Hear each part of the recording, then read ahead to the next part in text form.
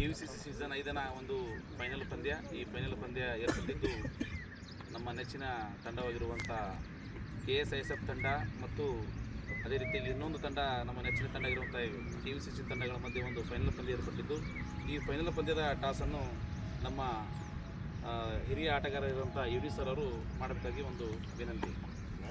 ಮಾಡ್ತೀರಿ ನಾನು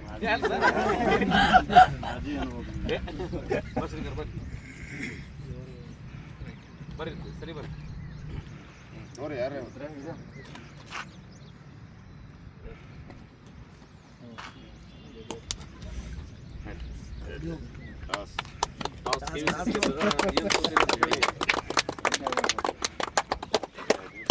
ರಾತ್ರಿನೇ ಮಾಡಿರ್ತೀರಿ ಆದರೂ ಇನ್ನೊಂದ್ಸಲ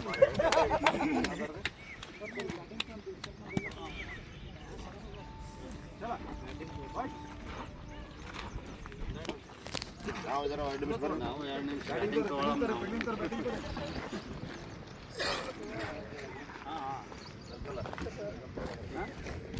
ಸರ್ ಫೀಲ್ಡಿಂಗ್ ರೀ